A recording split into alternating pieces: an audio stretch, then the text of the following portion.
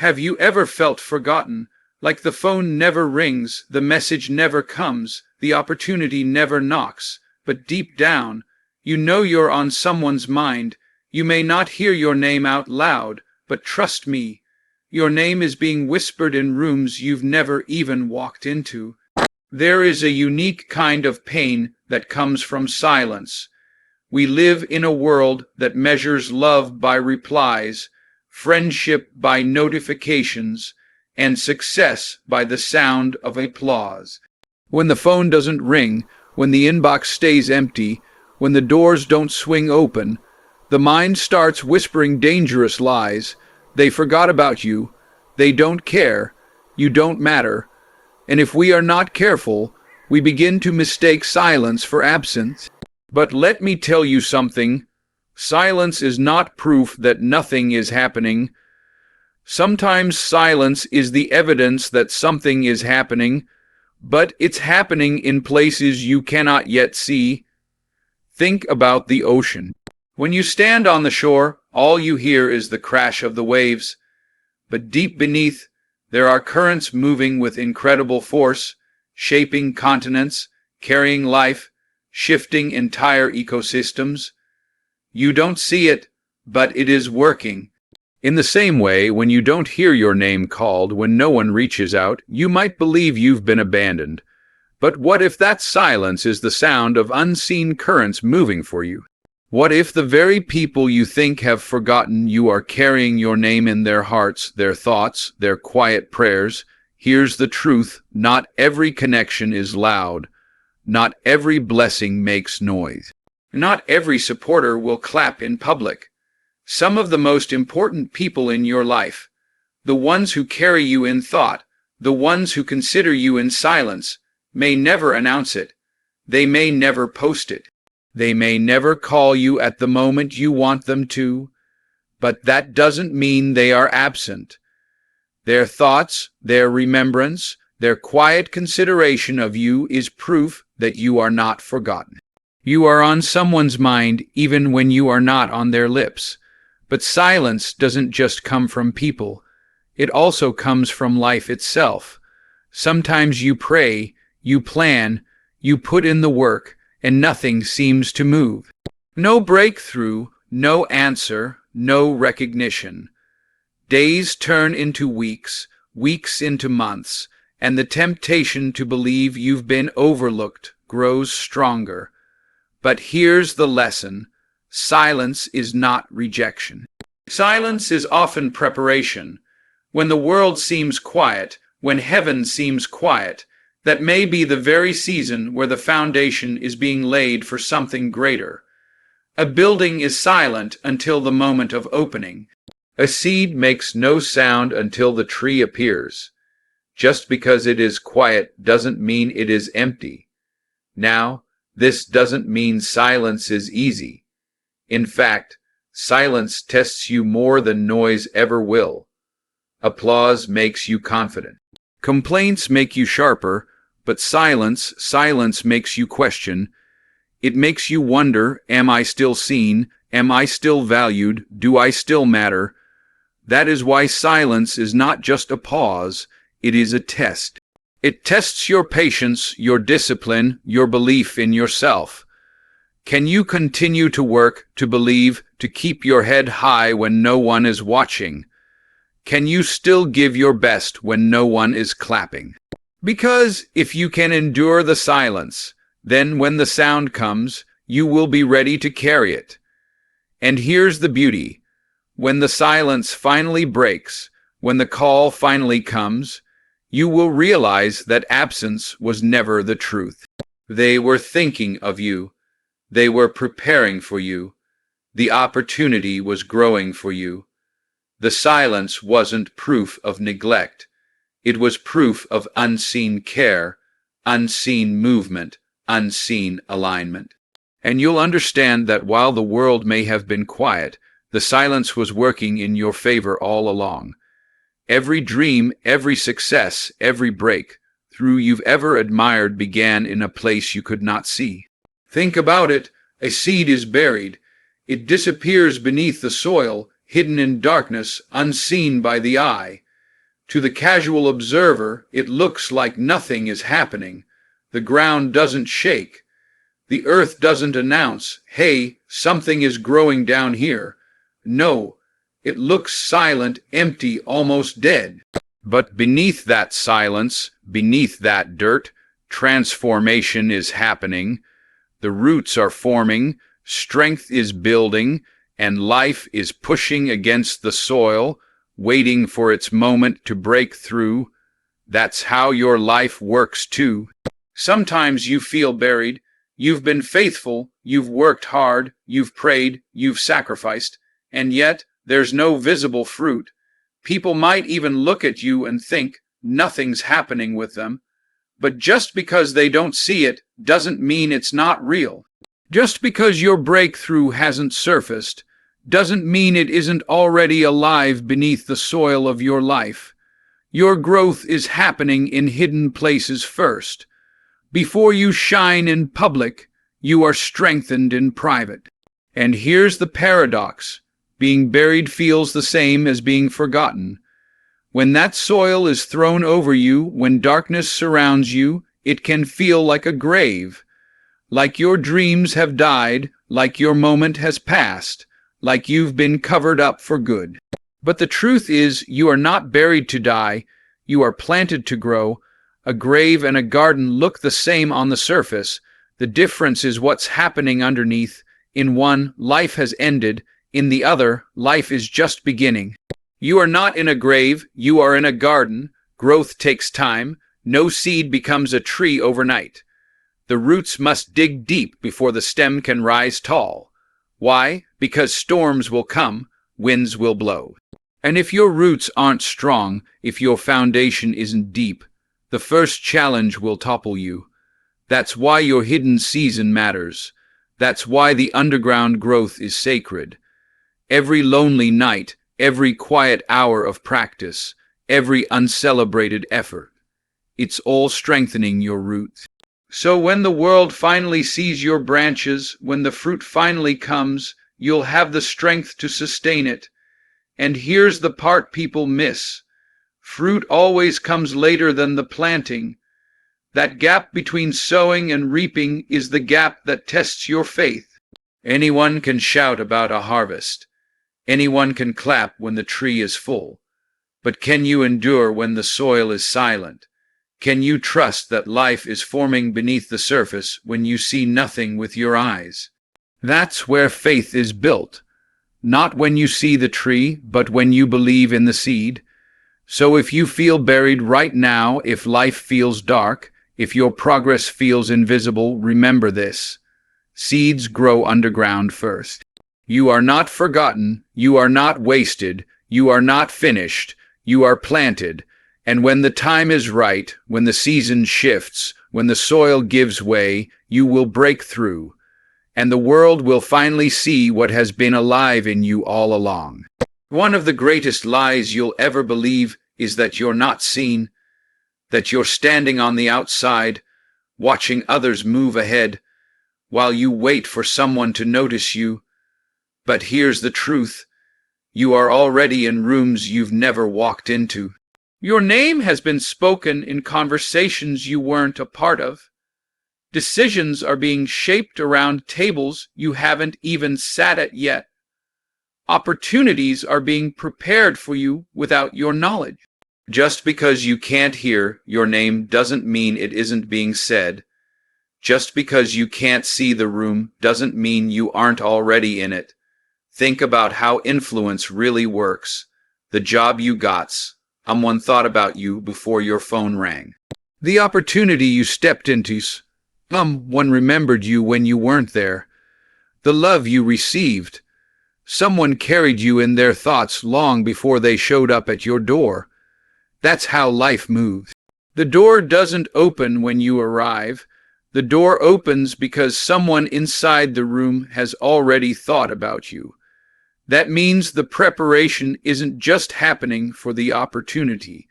It's happening inside of you right now for the moment when the opportunity calls your name. But here's the challenge. Most of us disqualify ourselves before we even realize we've been chosen. We say, I'm not ready. I'm not enough. I don't belong in that room.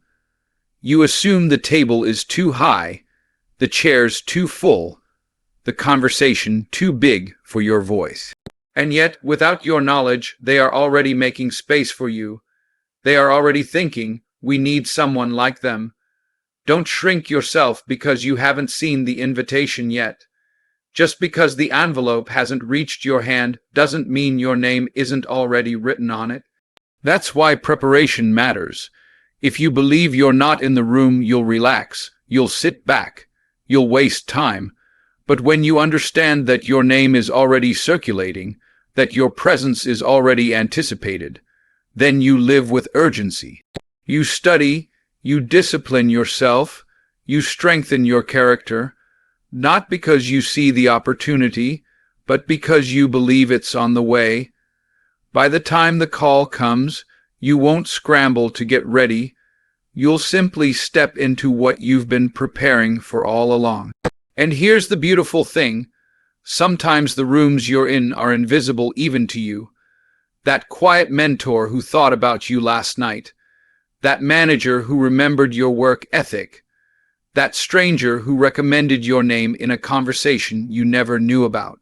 You might never know the rooms where your name was spoken, but those rooms matter. They shift outcomes. They open doors. They prove that you don't have to be present to have presence. Influence travels farther than you realize. So carry yourself as if you are already in the room, because you are. Every time you practice when no one is watching, every time you choose character over shortcuts, every time you show up with excellence even when no one applauds, you are sending your presence into rooms you haven't entered yet. And when the moment finally arrives, when the door swings open and your name is called, you won't be surprised. You'll simply walk in with quiet confidence, knowing you've been there all along. Patience is one of the hardest things you'll ever practice. We don't like waiting. We live in a world of instant replies, instant food, instant results. If it takes more than a moment, we assume something is wrong. But here's the reality. Anything worth having takes time. And the ability to wait without giving up, without losing hope, without lowering your standards, that is the purest proof of faith. Because patience says, I believe it's coming, even when I can't see it. Think about it. When you plant a seed, you don't dig it up every day to check if it's growing. You trust the process. You water it, you nurture it, you give it sunlight, and you wait. That waiting isn't passive, it's active. You're still caring for the ground, still protecting it from weeds, still trusting that what's hidden will one day show itself. That's what patience really is. It's not sitting with your arms folded, staring at the clock. It's living with faith, working with consistency, and carrying yourself like the harvest is guaranteed. But waiting will test you like nothing else. When doors don't open, when calls don't come, when results don't show, you'll feel the pressure to rush. You'll think, maybe I should force it. Maybe I should cut corners. Maybe I should settle. That's where most people fail. They confuse delay with denial. They mistake silence for rejection. And in their impatience, they accept less than they deserve. But faith understands that timing is everything. A blessing given too soon can feel like a burden. An opportunity accepted too early can crush you instead of grow you. That's why patience is not punishment, it's protection. Think about the greats in any field, athletes, artists, leaders, innovators. Behind their moment of glory was often years, even decades of waiting, training, preparing in obscurity. They weren't denied, they were being developed. Patience shaped them into someone who could carry the weight of what was coming. Without patience, they would have wasted it, and the same is true for you. The longer the wait, the deeper the roots. The deeper the roots, the greater the harvest. And here's what patience reveals about you. It shows what you really believe. Anyone can smile when things are going well. Anyone can worship, celebrate, or declare faith when the blessing shows up. But patience, enduring silence, waiting through uncertainty, trusting through the unknown, that shows the strength of your faith. It proves that you don't just believe when it's easy, you believe when it's hard. You believe when it's quiet. You believe even when it looks like nothing is happening. That kind of faith cannot be shaken. So when life slows down, when you feel stuck, when you're tempted to quit, remember this: patience is not wasted time. It is building time. Every day you wait with faith, you're growing stronger, wiser, deeper, and when the moment finally arrives, when the door opens, when the call comes, you'll realize the waiting wasn't empty.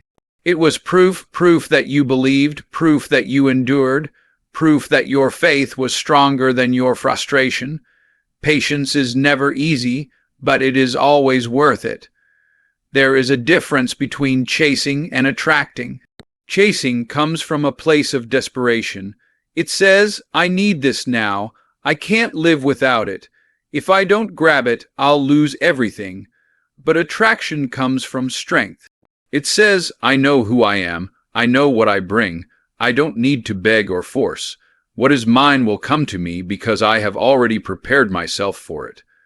The truth is, when you chase, you push things away. When you attract, you pull the right things toward you. Think about relationships. If you have to constantly beg someone to see your worth, to choose you, to keep you, then you're chasing. And in the process, you begin to lose yourself. You start shrinking, compromising, becoming less than who you truly are just to keep them. But when you know your value, when you walk with confidence, when you refuse to settle, you don't have to chase anyone. The right people are drawn to your strength, your character, your light. You don't need everyone. You just need the ones who recognize what you carry. The same principle applies to success. Opportunities, like people, are not meant to be begged for. They are meant to be attracted. How do you attract them? Through preparation, through discipline, through excellence. When you consistently show up, when you refine your craft, when you live with integrity, doors open for you naturally. You don't have to bang on them until your fists bleed. People will start calling your name because they see the work you've put in. Chasing screams for attention. Attraction earns respect. But let's be clear, attraction is not passive. It doesn't mean you sit back and do nothing, waiting for life to deliver blessings to your doorstep. No, attraction is active. It means you work on yourself so deeply that opportunities have no choice but to find you. You study when no one is watching, you practice when no one claps, you build habits in silence, and suddenly one day people say, where did they come from? How did they rise so quickly? They didn't rise quickly, they built quietly.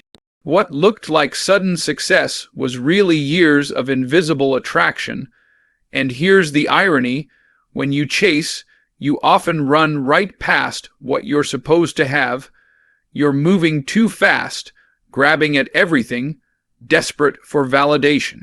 But when you attract, you move with peace. You trust the timing.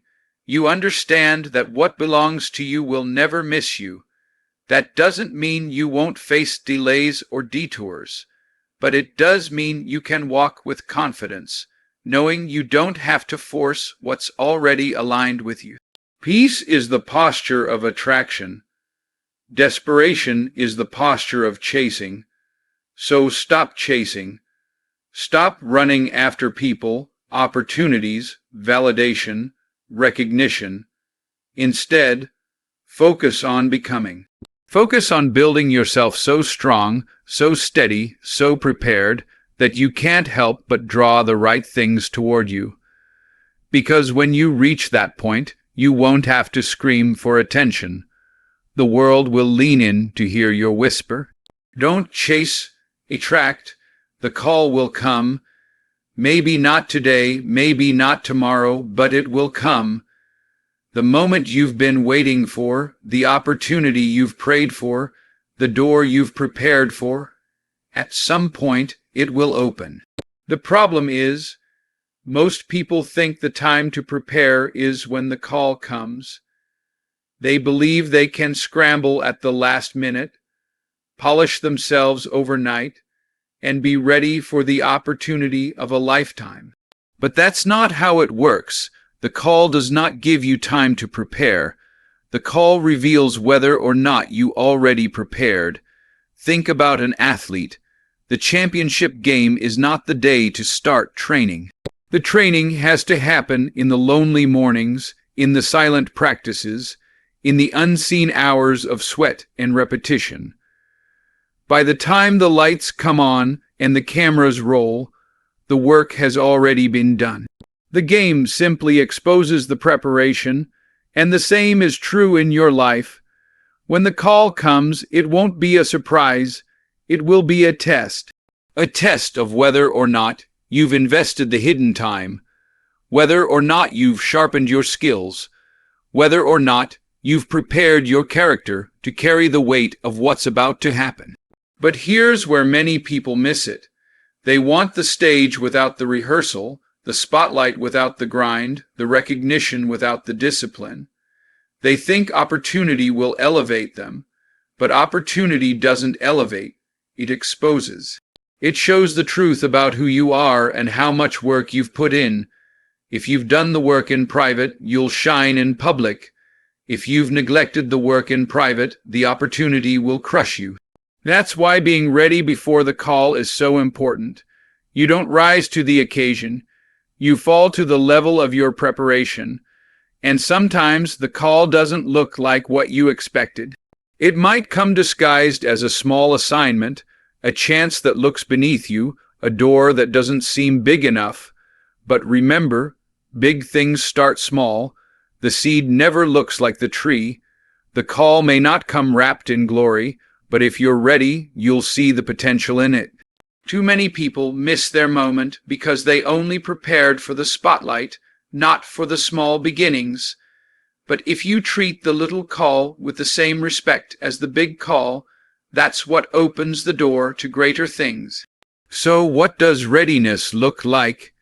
It looks like discipline when no one's watching. It looks like studying when no one's grading you.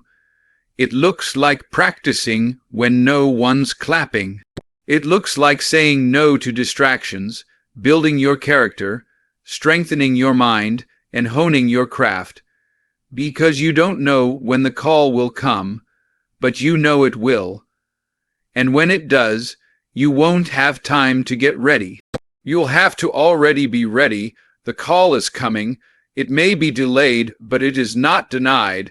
And when it comes, it won't be a moment to start preparing. It will be the moment your preparation meets opportunity. Don't wait for the phone to ring to start working. Don't wait for the door to open to start building. Live every day as if the call could come tonight, because one day it will, and the only question will be, were you ready? So hear me clearly. Silence does not mean absence. The seed may be underground, but it's alive. You are already in rooms you cannot see. Patience will test you, but it will prove your faith. Don't spend your life chasing what isn't yours. Attract what belongs to you by becoming the best version of yourself. And above all, stay ready, because the call is coming. And when it does, when that door swings wide, when your name is spoken out loud, when your moment arrives, you won't need to scramble, you won't need to panic, you won't need to fake it. You'll simply step forward with quiet confidence, knowing you were chosen, knowing you were prepared, knowing you were ready all along, because he may not be calling tonight, but he's thinking about you. Every night, every moment, every step of the way, and the day is coming, sooner than you think, when thought turns into action, when silence breaks into sound, And when the world finally sees what's been waiting inside you all this time,